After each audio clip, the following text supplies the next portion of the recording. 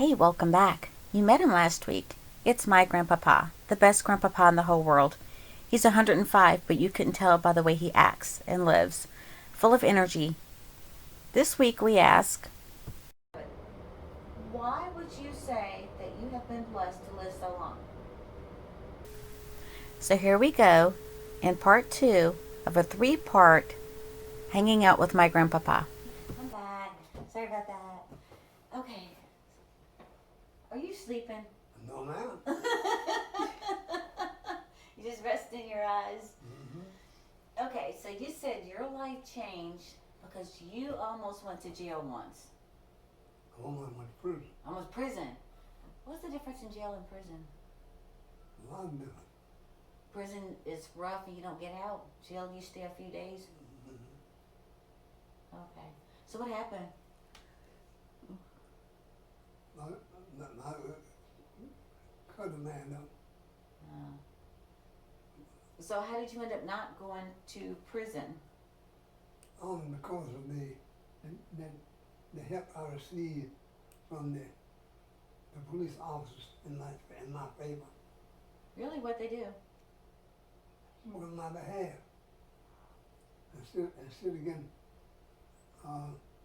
charged for one, For getting in a fight, right? they give me a break and change to something else. What would make them do that? Did you know them or? No, I didn't know that. And I didn't hear the word about them then. I cuss about them. I don't want to hear nothing to do with them. But when they helped me out of this mess that I was in man told me, there's a Grissom thing, I think you come from a pretty good family here in New Spain. Mm-hmm. What I'm trying to do, what we can help you out of this mess. And so they did.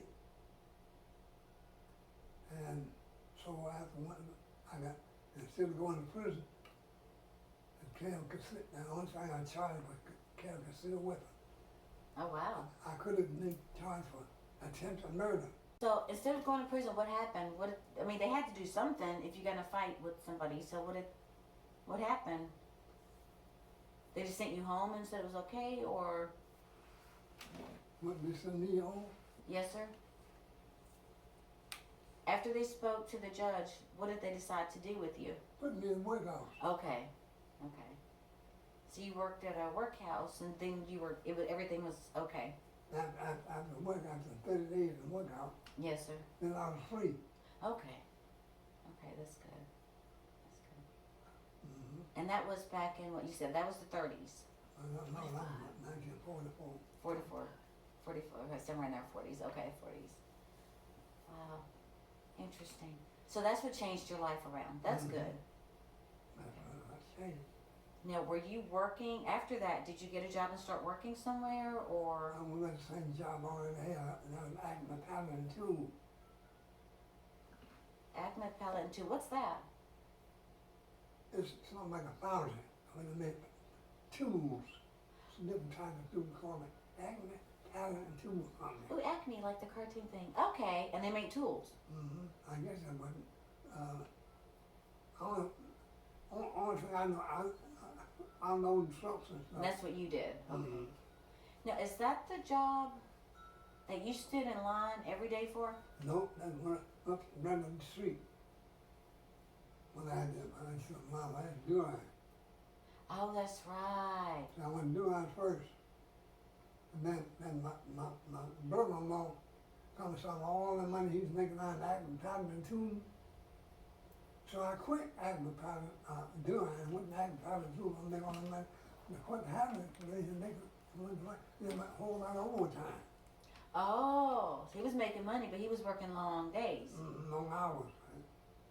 So, when I did then, I found what happened. I wasn't too long. I wanted my job back. Back during the war, you couldn't quit a job. If you did, they sent you to the army.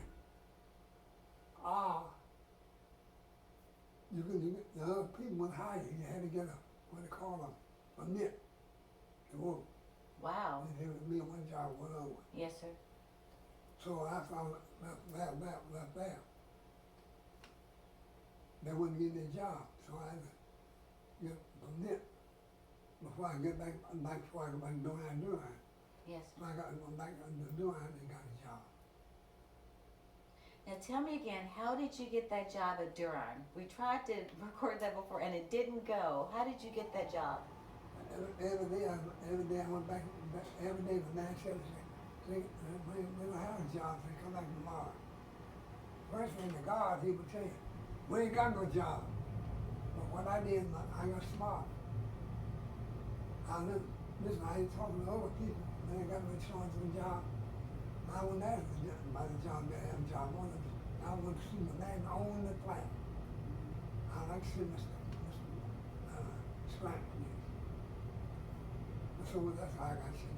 So every day you tell the man tell me, we're going to see you tomorrow. Come back tomorrow. So that's what I did. Didn't you tell me one day you got sick? And you couldn't make that line one day? Oh, it was okay. So every day you were in this line. That's right. I'm guessing they finally called you in. Oh, man, listen, what? See, I get a lot of people all over there. I hate the one. Oh wow, that's hundreds. That's a lot. All around people trying to get my job. And only 2 people out. Wow. And I'm one of them. Because you were there every day. Now I think the next thing I asked was, before I got off, your favorite job, and you said you retired from it. Where was that? NCR, National Cash Company. National Cash Cash Register. Cash Register Company. Okay. Was it? How long did you work there again? 20. 21 years. So you retired from there. That's pretty good. What did you do? Most of it, I stayed with man. Okay. So if I had one of the NCR cash registers, I remember those. Yeah, from the base. It was brown, wasn't it? It was heavy. It was really, really heavy. And I used to punch all the numbers, or it was green. Mm-hmm. And it would go, and the paper would come out of it, the little rolls. Now was the adding machine. Oh, there was adding machine. NCR had adding machines too? Now I had the adding machine, and I had the cash register. Oh, so you did both. Oh, that's it, yes. So you did both. So what would you fix those, or would you trade them out if? Yeah, when you trade them out, and they pay them, and got so bad when you do it, they sell it. I say you knew, and they the old you had, and put the younger. Okay. I had one lazy.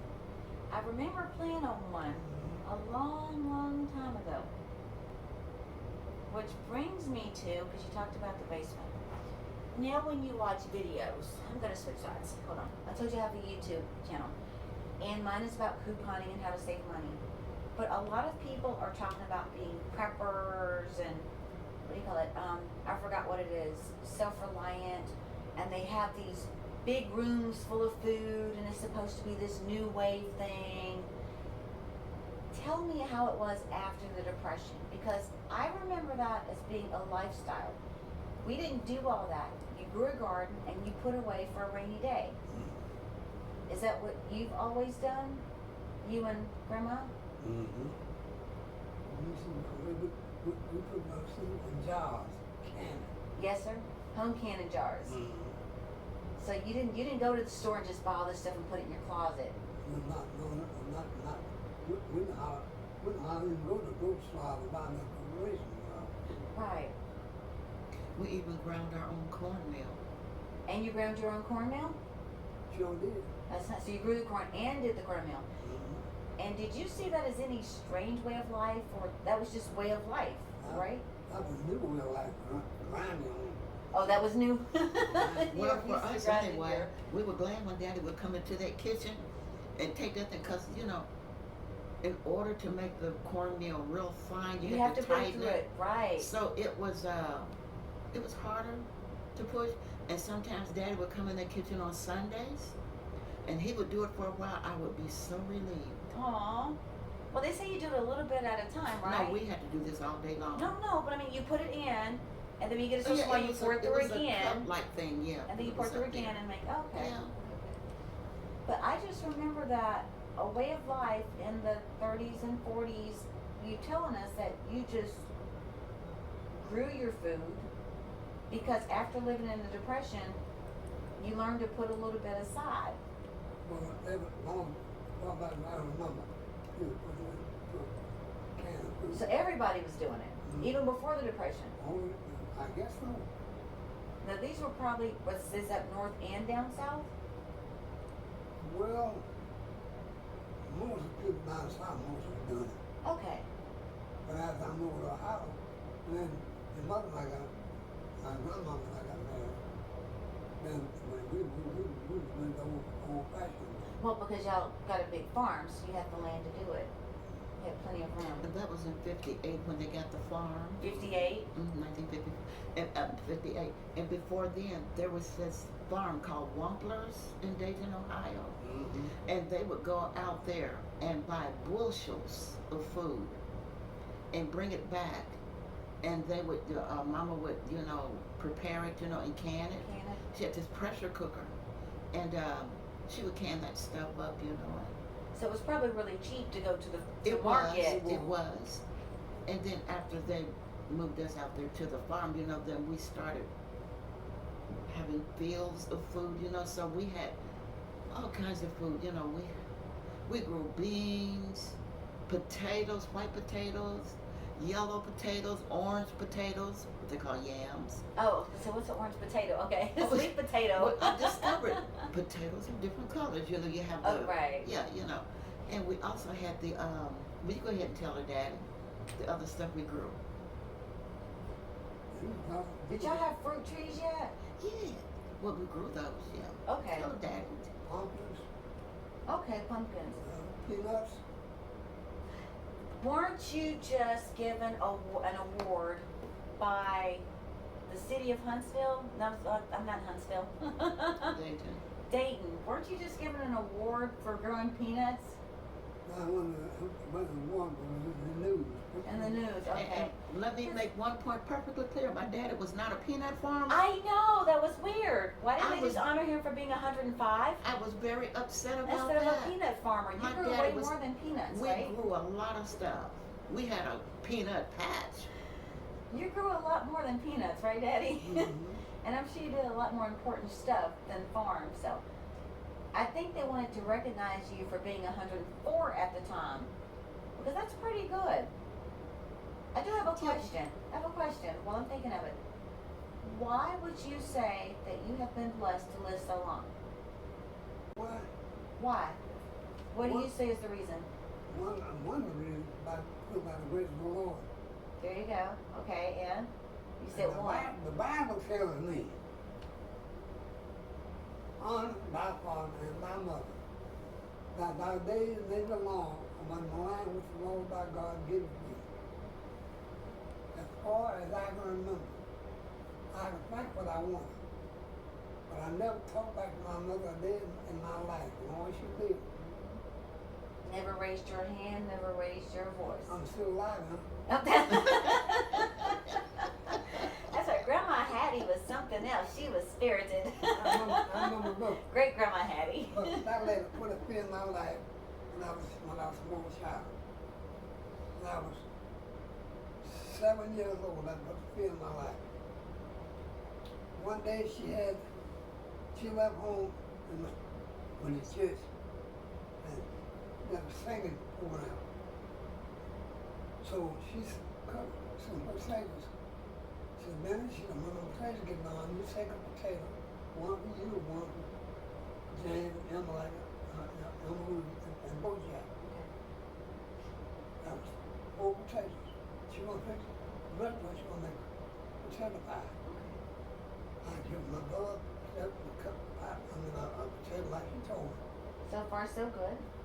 So what happened? What happened? They went back and they got all the potatoes, eat them up. When come home, by me being the oldest and in my charge, she come home and most all the potatoes are gone. So she gave me a whooping. Oh, And I got behind that whooping. outside the room. I tried to run over one man, Uncle Johnson's house. I started running. I know that I'm gonna hang up and have my foot naked. Oh no, you didn't make it far. She had some long arms. You weren't fast enough. And she brought me back to the house. And she finished your whipping? When the women and they, I was 19 and 23. I think it's 22 or 3. I never met my mother home until I was like a grown man. Now, people today would say that was child abuse, but she knew she did that just to scare the mess out of you. And she did. Okay. She got my attention. Wow. And I know I was like a grown man. Mm-hmm. But I go back to this one year. But see now, she taught me one thing. When she said to do something, she mean do it. Mm-hmm. Not do it, don't do it. But like I said, I think what I wanted. But she put the fear in me and my brother. And the Lord says, honor upon our mother and leave them. Now, this not only honor them, but the Lord, that's what the Lord said. But by the help of the Lord and by doing what He said do, that's what I'm saying here. Of course, a lot of kids, they honor their parents, and some of them don't, and they're still here. Right. But you're saying that's one of the reasons you're still here. According to what the Lord said. That and the grace of God. Mm-hmm. Wow. It's by His word. That's it. And you're still going to church every week. Yes, ma'am. And you're going to, since you're back here, you're going to the church that you joined years ago with Grandma. Mm-hmm. And you're the original, one of the original members. That's You're actually the only original member, right? the oldest. Okay. Oh, that's right, because Well- the people that were like Mom's age are probably still there. Well, I think that you're talking about Mississippi. No, I'm not. I'm Oh, talking you're talking about about where they Temple are. here now. Temple. Yes. Yeah, he's the oldest one. Yeah. So wow, and And you the used to rest sit on the of 'em are- committee and the board with them, with the elders, and Mm-hmm. for a while. Oh, so you're back. Yeah, Just he was a some of young them man remember you? then. You see, all of them remember. And some of them, there's children when I was growing up, they was growing up in church, there was kids growing up. Right. And not until right now, boy, there was good there, hugging me. Brother Grissom, the elder Grissom, they got a special place in church in this park. Oh, that's nice. Right in front, almost in front of the door. Elder Grissom. Oh, that's nice, Daddy. And That's sweet. sometimes I go to church on Saturday morning. They see me coming, and they come out and take my lead keys, take them to church for me, Aw. open the door, make sure I got a place to sit down, all that kind of stuff. They just sport, spy on me, that's what they just spoiled me. It's nice to be spoiled. And that little fella, he, about like this, young fella, and every Sabbath when he's his father is a doctor, he's my doctor. And every Sabbath, when he get ready to do the hugging, he finds me every Sabbath. Oh, and that's a pretty big church. Mhm. He'll come find He you. comes every Sabbath. Of course, the news is told you, people get up and walk around, Right. give people hugs and handshakes and all. Oh. But the little fella, he always, every Sabbath, and then the foot washing, he always find me and wash my feet. Aw. That's sweet. And the ladies and all, young and all, open the door for your father and your grandpa. Aw. Brother Grissom hug me and all, and I get all kind of Love and attention. Mhm. That's I mean, nice. from old, young, great and small, Mhm. men and women. And one of the Holmans, one of the Holmans brothers, Brother Holman's stepson. Yes, sir. Now he's and I see him every Sabbath. And he always remember and hugged me. He said when he first come to Dayton, he's 7 years old. He was 17 years old Okay. when he come to Dayton. And Brother Good. Brother Good go to yeah, and every Sabbath when I go out to church, he takes my leaf case, my key, and go out and unlock the truck. And that thing for me. Others do the same thing. Some of the sisters and brothers all do. They got your daddy spoiled, really. Well, that's nice. Even the pastor. And some, and some people jealous. Not only, most of it is the women. The jealous because the pastor got a special place for me, right almost in front of the door, Mm-hmm. and my name on it.